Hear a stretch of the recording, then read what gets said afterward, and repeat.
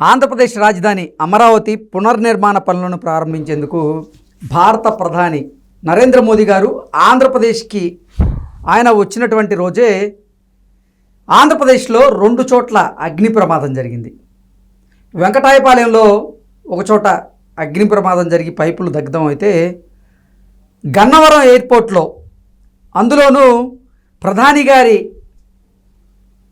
విమానం వచ్చేటువంటి సమయంలో అక్కడ మంటలు చెలరేగి పొగ కూడా ఆ విమానాన్ని తాకినటువంటి నేపథ్యంలో అసలు ఈ అగ్ని ప్రమాదానికి గల కారణం ఏంటి?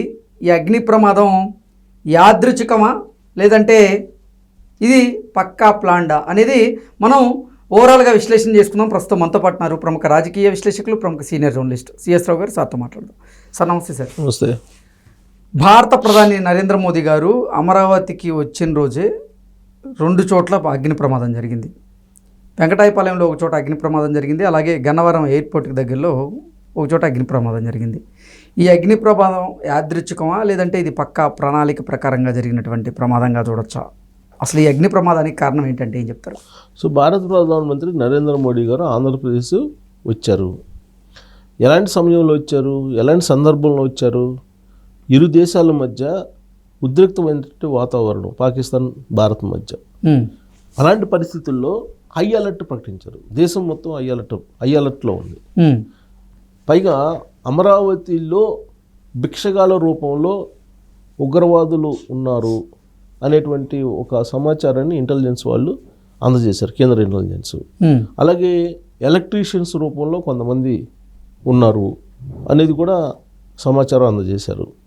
సో ఇస్లామిక్ సంస్థలు ఏవైతే ఉన్నాయో వాళ్ళ కనుసన్నల్లో వాళ్ళకి సంబంధించినటువంటి ఆనవాళ్లతోటి వీళ్ళు కదలికలు ఉన్నాయి అని చెప్పి కూడా చెప్పారు. దాని మేరకు భారీ ఏర్పాట్లు చేశారు. ఆ ప్రాంతాన్ని అంతా కూడా ముందుగానే నిఘా వర్గాలు హ్యాండ్ ఓవర్ చేసుకున్నాయి. పగడ్బందీ ఏర్పాట్లు అయితే చేశారు. ఇంత పెద్ద ఎత్తున పగడ్బందీ ఏర్పాట్లు చేసినప్పటికీ కూడా ప్రమాదం జరిగింది అని అంటే అది ఉద్దేశపూర్వకమా లేదంటే యాదృచ్ఛికమా అనేటువంటి సందేహం ఖచ్చితంగా కలుగుతుంది. అందుకే ఇప్పుడు ఫోరెన్సిక్ అధికారులు రంగంలో దిగారు. ఫోరెన్సిక్ అధికారులు రంగంలో దిగి ఇప్పుడు దాని మీద సైంటిఫిక్ అధ్యయనం చేస్తున్నారు. అధ్యయనం చేసిన తర్వాత సీన్ రీకన్స్ట్రక్షన్ కూడా ఏదో చేస్తున్నారని చెప్పి అంటున్నారు. అప్పుడు కానీ ఇది ఉద్దేశపూర్వకమా లేదంటే యాదృచ్ఛికమా అనేది అర్థం కాదు. ఎందుకంటే అక్కడ ఆల్రెడీ ఫోరెన్సిక్ నిపుణులు ఎంటర్ అయ్యారని అంటే ప్రతి అంశాన్ని పరిశీలిస్తారు, అధ్యయనం చేస్తారు. ఇప్పుడు మనకు వెంకటాయపాలెంలో కోతవేటు దూరం అండి సభకి. నరేంద్ర మోడీ గారు అమరావతి పునర్నిర్మాణ సభకు కోతవేటు దూరంలో ఉన్నటువంటి ప్రాంతం. అక్కడ ఎల్ఎన్టీ వాళ్ళకి సంబంధించినటువంటి ఈ పైపులు ఉన్నాయి, ప్లాస్టిక్ పైపులు ఉన్నాయి. ఆ ప్లాస్టిక్ పైపులు ఒకవేళ తగలబడాలంటే ఎందుకు తగలబడతాయి? ఇమీడియట్గా తగలబడవు కదా. జనరల్గా సపోజ్ ఒక అగ్గిపెట్టి గీసి దానికి అంటించినా కానీ ప్లాస్టిక్ పైపులు ఇమీడియట్గా అంటుకుంటాయా? అంటుకునే అవకాశమే లేదు. ఇప్పుడు ఫోరెన్సిక్ అధికారులు కూడా అదే అనుమానిస్తున్నారు. ఎవరైనా వచ్చి దాన్ని తగలబెట్టారా? తగలబెట్టడం అంటే మామూలుగా ఏదైనా నిప్పు అంటించినా కానీ అంత ఈజీగా తగలబడవు. పెట్రోల్ పోసి లేదంటే డీజిల్ పోసి తగలబెట్టి నిప్పు అంటించి వెళ్ళారా? అంత పెద్ద భారీ ప్రమాదం జరిగింది కదా. వెంటనే అక్కడ ఉన్నటువంటి ఫైర్ ఇంజన్లు వచ్చాయి, ఏదో ఆర్పేసాను. అప్పటికే పొగ తాకింది కదా.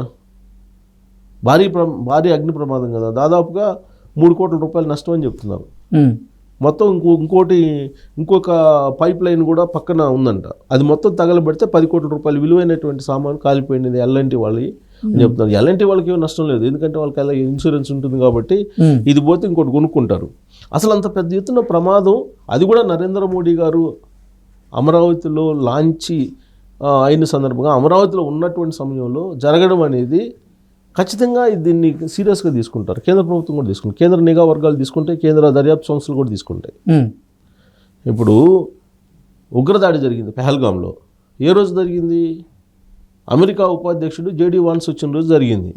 అందుకని ఇప్పుడు జేడీ వాన్స్ ఇవాళ సీరియస్ వార్నింగ్ ఇచ్చాడు. పాకిస్తాన్ వదిలిపెట్టద్దు, మీరు పాకిస్తాన్ని అంతు చూడండి అని చెప్పి ఆయన స్వయంగా చెప్పాడు.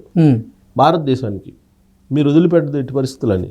అంటే అదొక అవమానంగా భావిస్తారు ఎవరైనా.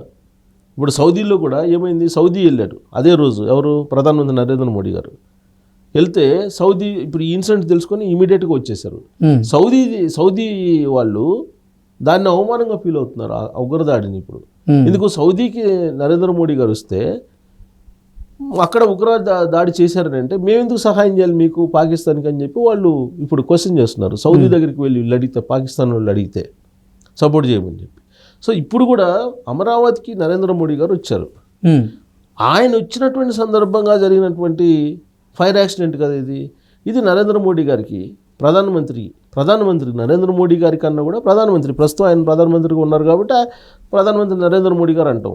ప్రధానమంత్రి వచ్చినటువంటి సమయంలో ఈ ప్రమాదం జరగడం అనేది కేంద్ర నిఘా వర్గాలకు ఒక పెద్ద ఛాలెంజ్ ఇది రాష్ట్ర ప్రభుత్వానికన్నా. అందుకే ఇప్పుడు ఫోరెన్సిక్ నిపుణులు సీరియస్గా రంగంలో దిగారు. ఇప్పుడు కొన్ని రోజుల ముందుగానే కేంద్ర నిఘా సంస్థలు హ్యాండ్ ఓవర్ చేసుకున్నాయి మొత్తం ప్రెమిసెస్ని. కారణం ఏంది, ఉగ్ర మూలాలు ఉన్నాయి.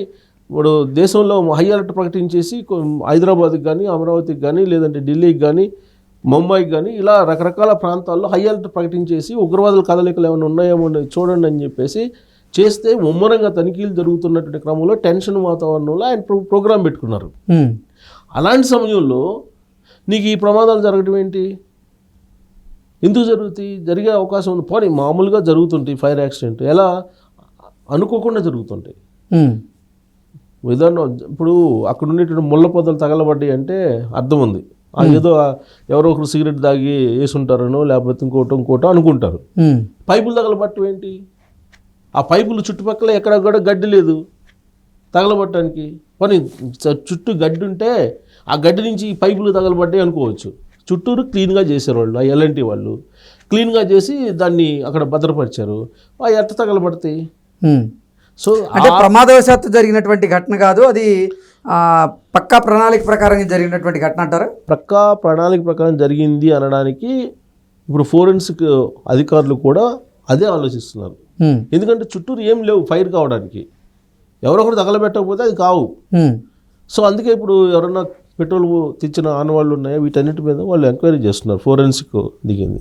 ఇక గన్నవరంలో మరి ఆ ఫైర్ యాక్సిడెంట్ ఎలా జరిగింది, అది నరేంద్ర మోడీ గారు వస్తున్నప్పుడే ఆ ఫైర్ యాక్సిడెంట్ జరిగి అది పొగ రావటం ఇవన్నీ జరిగింది. ఒకసారి ఇప్పుడు ఆయన ల్యాండ్ అయ్యారు, ల్యాండ్ అయిన తర్వాత ల్యాండ్ అయ్యేటప్పటికే పొగ వచ్చేసింది. అసలు అక్కడ ఉండేటువంటి సెక్యూరిటీ వాళ్ళే ఒక్కసారిగా ఆశ్చర్యపోయారంట, ఏం జరుగుతుందని. అంటే ఈ ప్రోగ్రాము సక్సెస్ కాకూడదు. ఈ ప్రోగ్రాము సక్సెస్ కాకుండా ఉంటే ఎవరికి బెనిఫిట్ అనేది మనం ప్రత్యేకంగా చెప్పవసరం లే. అక్కడ ఒకవేళ అమరావతి రైతులకు వ్యతిరేకమనో లేదంటే అమరావతికి వ్యతిరేకంగా, అమరావతి రాజధానికి వ్యతిరేకంగా ఉండేటువంటి కొన్ని శక్తులు అయితే ఉన్నాయి కదా, వాళ్ళు చేసుంటారా? ఇప్పుడు ఏదైనా ఒక గుడ్ విల్ కార్యక్రమం, ఆంధ్రప్రదేశ్కి ఏదైనా గుడ్ విల్ వచ్చేటువంటి కార్యక్రమం చేస్తే అదే రోజు ఏదో ఒకటి ఇలాంటి సంఘటనలు క్రియేట్ చేస్తున్నారు కొంతమంది. సరే, ఎవరు క్రియేట్ చేస్తున్నారు, ఎందుకు క్రియేట్ చేస్తున్నారు అనేది దర్యాప్తు సంస్థలు తేల్చాలి. ఇప్పుడు మనం ఎవరిపైన ఆరోపణలు వేయటం కూడా ధర్మం కాదు, కరెక్ట్ కూడా కాదు. అది ఆల్రెడీ ఆ పనిలో ఉన్నారు. కాకపోతే ఇవి మ్యాన్ మేడ్ ప్రమాదాలు అని చెప్పేసి అనుకోవడానికి ఎక్కువగా అవకాశాలు ఉన్నాయి. ఓకే, మ్యాన్ మేడ్ ప్రమాదాలు అని చెప్పి చెప్పుకోవడానికి అవకాశాలు ఉన్నాయి. గతంలో కూడా జరిగినాయి కదా. గతంలో కూడా ఒక ఈవెంట్ జరుగుతున్నప్పుడు దానికి ప్యారలల్గా ఏదో ఒకటి కార్యక్రమం పెట్టేవాళ్ళు, లేదంటే ఏదో ఒకటి చేస్తుండేవాళ్ళు. సో కాబట్టి దీన్ని అంత ఈజీగా వదలరు, కన్ఫర్మ్ ఇది.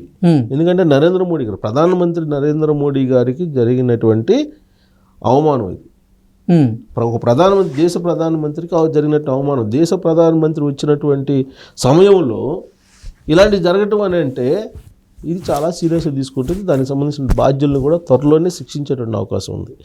మరోసారి ఇలాంటివి జరగకుండా, ఇలాంటి ప్రయత్నాలు చేయకుండా ఖచ్చితంగా ఒక భారీ చర్య అయితే ఉంటుంది, భారీ నిర్ణయం అయితే ఉంటుంది కేంద్ర ప్రభుత్వం నుంచి అని చెప్పేసి మనం భావించడానికి అవకాశం ఉంది.